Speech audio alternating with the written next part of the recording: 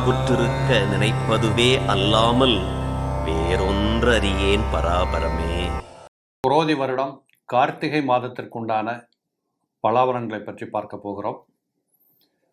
இந்த கார்த்திகை மாதத்திற்கு நம்ம தமிழ் மரபுபடி திருக்கார்த்திகை மாதம் என்னோட தென் மாவட்டங்களில் சொல்லுவாங்க. இன்னும் சொல்லப்போனால் நல்ல முகூர்த்த மாதம். வீடு பால் காய்ச்சிறவங்க, கல்யாணம் பண்ணுறவங்க, எந்த ஒரு சுபகாரியத்தையும் கார்த்திகையில் செய்து முடிக்கலாம். அப்படிப்பட்ட ஒரு சுப மாதமாக இந்த மாதம் இருக்கிறதுனால திருக்கார்த்திகை மாதமாக நம்ம கொண்டாட போகிறோம். இந்த மாதத்தில் ஒரு வித்தியாசமான அணுகுமுறை என்னன்னு கேட்டிங்கன்னா, ஒவ்வொரு மாதத்திலும் எப்படியும் 2-3 கிரகங்கள் இடமாறும். அதாவது புதன் இடமாறுவார், இல்லை செவ்வாய் இடமாறுவார், சுக்கிரன் இடமாறுவார். இந்த மாதத்தில் பார்த்தீங்கன்னா சுக்கிரன் மட்டும் 17ஆம் தேதி தனுசுவிலிருந்து மகரத்திற்கு செல்லுகிறார். மற்றபடி எந்த கிரக மாற்றங்களும் இல்லை. ராகு பகவான் சனி பகவானுடைய உத்தரட்டாதியில் பயணம் செய்கின்றார். சனி பகவான் ராகுவினுடைய சதயத்தில் பயணம் செய்கின்றார். இந்த 2 பேரும் அவங்கவங்க நட்சத்திரத்தில் மாறி அமர்ந்து பயணம் செய்கிறாங்க. இப்படிப்பட்ட கிரக சஞ்சாரத்தோடு இந்த மாதம் துவங்குகிறது. ரிஷபம் ராசி நேயர்களே, இந்த ரிஷபராசி நேயர்களை பொறுத்தளவு இந்த கார்த்திகை மாதம் என்பது ஒரு அழகான மாதம்னே சொல்லலாம். ராசியில் இருக்கக்கூடிய குரு பகவான் பின்னோக்கி பயணம் செய்தாலும் உங்கள் ராசியில் தான் இருக்கின்ற காரணத்தால் உங்களை பொறுத்தளவு நீங்கள் உங்களை நம்ம சரியாக இருக்கிறோமா, நல்லா பண்ணுறோமா, சரியாக தான் பேசுகிறோமா, நல்லா தான் உழைக்கிறோமா, ஒழுங்காக தான் படிக்கிறோமா, ஒழுங்காக தான் இருக்கிறோமா, இப்படின்னு உங்களை நீங்கள் கொஞ்சம் ரீசெக் பண்ணிக்கிறதுக்கு உண்டான ஒரு நல்ல வாய்ப்புகளை இந்த மாதம் உங்களுக்கு ஏற்படுத்தி கொடுக்கும். நீண்ட நாட்களுக்கு முன்பு பிரிந்தவர்களெல்லாம் ஒன்று சேருகின்ற காட்சிகள் கிடைக்கும். அது கணவன் மனைவி உறவாக இருக்கலாம், நீண்ட நாட்களுக்கு முன்னாடி படிக்கிற போது படித்த நண்பர்களாக இருக்கலாம், 25 ஆண்டுகளுக்கு பிற்பாடு இந்த மாதத்தில் தான் நாங்கள் 2 பேரும் ஒன்று சேர்ந்தோங்கிற மாதிரியான ஒரு அற்புதமான வாய்ப்புகளும் கொண்டாட்டமும் மகிழ்ச்சியும் ஒரு ஃப்ரெஷ்ஷாக உங்களை காப்பாற்றிக்கக்கூடிய அளவுக்கு ஒரு தகவல் எல்லாம் உங்களுக்கு இந்த மாதத்தில் இருக்கிறத நீங்கள் பார்க்கலாம். கூடவே 8ஆம் இடத்துல சுக்கிரன் அமர்கிறார். ராசிநாதனாக இருக்கக்கூடியவர் 8ஆம் இடத்தில் அமர்கின்ற போது சற்று உடம்புல கவனம் வேணும். நட்பு கொண்டாடுறோம், இல்லை ஊர் சுற்றுறோம், எல்லாம் பண்ணுறோம், நேரத்துக்கு சாப்பிட்றது, நிம்மதியாக தூங்குறது, வயிற்றில் கொஞ்சம் கவனம் வச்சுக்கோங்க. உடல் நலத்தை கெடுத்துக்காதீங்க. அதிக அலைச்சல் என்பது உடம்பை கெடுக்கும். நல்லா தண்ணி குடிக்கணும். ஸோ இப்படி நிறைய உங்கள் உடல்நல சம்பந்தப்பட்ட விஷயங்களில் இந்த மாதத்தில் கொஞ்சம் அதிக கவனம் வச்சுக்கோங்க. சில பேர்களுக்கு சளி தொல்லைகள், காய்ச்சல், இஎன்டி ப்ராப்ளம் இதெல்லாம் வந்து போகிறதுக்கு வாய்ப்புகள் இருக்குது. அதுலேயும் இளம் பிள்ளைகளை பெற்றிருக்கக்கூடிய பெற்றோர்கள், ஒரு 4 வயசு 3 வயசு குழந்தைகளை வச்சுக்கிறவங்க, கண்டிப்பாக அந்த குழந்தை இடபராசியில் பிறந்திருக்குமானால் கண்டிப்பாக நீங்கள் அந்த குழந்தையின் உடல் நலத்தில் கொஞ்சம் கவனம் எடுக்கணும். ஒரு தும்முது, லேசாக உடம்பு சுடுதுன்னா உடனடியாக டாக்டரை பார்த்துடணும். அசால்ட்டாக இருக்காதீங்க. அதே மாதிரி 7ஆம் இடத்தில் சூரியன் இருப்பது என்பது, 4ஆம் பாவாதிபதி 7ஆம் இடத்தில் அமருவது என்பது மிகப்பெரிய ஒரு சிறப்பை கொடுக்கக்கூடியது.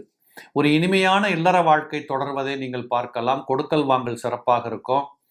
ரொம்ப புது துணி வாங்கினேன், புது வாகனம் வாங்கினேன், புதுசாக நான் சாப்பிட்டேன், புது ஹோட்டலுக்கு போனேன், இப்படிப்பட்ட இல்லற மகிழ்ச்சி, புதிய அனுபவங்கள், புதிய நட்பு, புதிய உறவு, கொண்டாட்டங்கள், பயணங்கள், இப்படிப்பட்ட அனைத்தும் உங்களுக்கு இந்த மாதத்தில் மிகச் சிறப்பாக இருக்கிறத பார்க்கலாம். நீண்ட நாட்களாக பிரிந்து போயிருந்த தம்பதிகள் கூட மிக மனசு விட்டு பேசி ஒன்று சேருவதற்கான வாய்ப்புகள் இருக்குது. இல்லை இப்போ வேலை வாய்ப்புக்காக வேண்டி வெளிநாடு சென்றிருந்து கொஞ்சம் குடும்பத்தை விட்டு அப்படி இப்படி விலகி இருந்தவங்க கூட இந்த காலகட்டத்தில் ஒன்று சேர்ந்து நீங்கள் மகிழ்ச்சியாக இருக்கலாம். அடுத்த கட்டத்திற்குண்டான திட்டங்களை தீட்டலாம். இப்படிப்பட்ட அமைப்புகள் கண்டிப்பாக மிக பிரமாதமாக இருக்கும். இந்த 7ஆம் இடத்திலே சூரியன் அமர்கின்ற காரணத்தால் பார்ட்னர்ஷிப் தொழில் பண்ணக்கூடியவங்க, கூட்டு தொழில் சொல்லுவாங்களே, இந்த மாதிரி தொழில் செய்யக்கூடியவங்களுக்கு மிக அற்புதமான வாய்ப்புகள் தேடி வரும். அன்றாட வாழ்க்கையில் அனுசன பொழுதுகளில் ஏற்படுகின்ற அனைத்தும் உங்களுக்கு மகிழ்ச்சி கொண்டாட்டத்தை கொடுக்கக்கூடியதாக இருக்கும். இப்படிப்பட்ட ஒரு அருமையான சூரிய பலத்தோடு கூடிய மாதமாக இருக்கிறதுனால சிவகடாட்சம் என்பது உங்களுக்கு பரிபூரணமாக இருக்கும். அருகில் இருக்கக்கூடிய சிவன் கோயில்களுக்கு சென்று வாருங்கள், ஆலய தரிசனம் செய்து வாருங்கள், கோபுர தரிசனம் செய்து வாருங்கள். மிகச்சிறப்பாக இருக்கிறத நீங்கள் பார்க்கலாம். இந்த சூரியனுடைய புதனும் அமர்ந்திருக்கிறார். இந்த புதகரகமும் சூரியனும் இணைந்து 7ஆம் இடத்தில் இந்த மாதத்தில் மாற்றங்களே இல்லை. 2 பேரும் ஒன்றா தான் இருக்கிறாங்க. அப்போ இந்த படிக்கின்ற பிள்ளைகளுக்கு அதிகப்படியாக அடுத்த கட்ட படிப்புக்கு, உயர் படிப்புக்காக செல்ல காத்திருப்பவர்களுக்கு, சென்றிருப்பவர்களுக்கு நினைத்தபடி நல்ல டீச்சர்ஸ் சப்போர்ட்டு, நல்ல ஸ்கூலில் சப்போர்ட்டு, இப்படிப்பட்ட அனைத்தும் இருக்கக்கூடிய வாய்ப்புகள் எல்லாம் உங்களுக்கு உண்டு. மொத்தத்தில் இந்த பாடப்புத்தகத்தை வைத்து கொண்டு அலைகின்ற பிள்ளைகளின் மனதிலே ஒரு தெளிவு கிடைக்கக்கூடிய வாய்ப்புகள் நிச்சயமாக இருக்கும். பிள்ளைகளை வெளிநாடுகளுக்கு அனுப்பி வைத்து அழகு பார்க்கின்ற வாய்ப்புகள் நிறைய பெற்றோர்களுக்கு கிடைக்கின்ற காட்சிகள் உண்டு. பிள்ளைகள் வேலை வாய்ப்புக்காக போகலாம், இல்லை படிக்கிறதுக்காக போகலாம். எப்படி பார்த்தாலும் பிள்ளைகள் உங்களை விட்டு விலகி செல்லுகின்ற வாய்ப்புகளும் அது நல்லதற்காக என்று சொல்லக்கூடிய அம்சத்தோடு கூடிய விலகலுமாக இருக்கிறத பார்ப்பீங்க. இந்த சுக்கிரன் 8ஆம் இடத்துல உட்கார்ந்தது நான் முதலே சொன்ன உடல் நலத்தில் கவனமாக இருக்கணும். காரணமே இல்லாமல் ஒரு பயம் அல்லது ஒரு கவலை உணர்வுகள் எல்லாம் வர ஆரம்பிக்கும். ரொம்ப பயப்பட தேவையில்லை, கவலைப்பட தேவையில்லை. இது நான் சொல்கிறது 30 நாள் பலன்கள் தானே தவிர 300 நாட்களுக்கு அல்ல. 10ஆம் இடத்திலே சனீஸ்வர பகவான் வீற்றிருக்கின்ற காரணத்தால் தொழில் மாற்றங்கள், தொழில் யோகங்கள் கூடி வரும். சொந்த தொழில் செய்து கொண்டிருக்கக்கூடியவர்களுக்கு மிக அற்புதமான வாய்ப்புகள் உண்டு. காரணம் 9ஆம் பாவாதிபதி 10ஆம் இடத்தில் அமர்வது என்பது மிகச்சிறப்பு.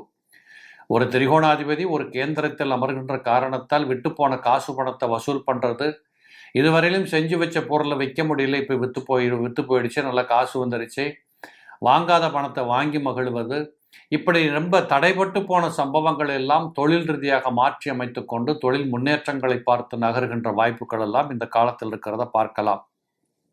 இதில் ஒரே ஒரு செய்தி என்னன்னு கேட்டால், ராசியில் வீற்றிருக்கக்கூடிய குரு பகவான் பின்னோக்கிய பயணம் செய்கின்ற காரணத்தினால கிட்டத்தட்ட உங்களை பொறுத்தளவு பேசுகிற போது கவனமாக இருக்கணும். ஏதாவது படிக்காத பேப்பரில் கையெழுத்து போடக்கூடாது, பணம் பேங்கில் இல்லாமல் செக்கு கொடுக்கக்கூடாது, வாக்குறுதிகள் கொடுக்கக்கூடாது, வார்த்தை விளையாட்டுகளில் மிக கவனமாக இருக்கணும். இப்படிப்பட்டதையெல்லாம் சற்று கவனம் எடுத்துக்கொண்டீர்களால் இந்த கார்த்திகை மாதத்தில் பெரிய பிரச்சனைகள் எதுவும் வருவதற்கு வாய்ப்புகள் இல்லை. இந்த இடபத்தில் பிறந்தவர்களை பொறுத்தளவு கார்த்திகை மாத பலன்களில் 75% நல்ல பலன்களாகவும் ஒரு 25% கொஞ்சம் முன்ன இருக்கக்கூடியதாக இருக்கும். முடிந்தால் நீங்கள் எல்லோரும் குருவாயூர் சென்று வாருங்கள். மிகச் சிறப்பானது ஒரு தரிசனம் கிடைக்கும். அந்த பெருமாளோட அத்தனை அனுகிரகங்களும் உங்களுக்கு கிடைக்கும்.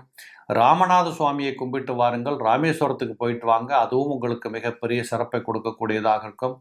வசதி இருந்தால் காசிக்கு வேணாலும் போயிட்டு வாங்க, அல்லது ராமரை போய் தரிசனம் பண்ணிட்டு வாங்க.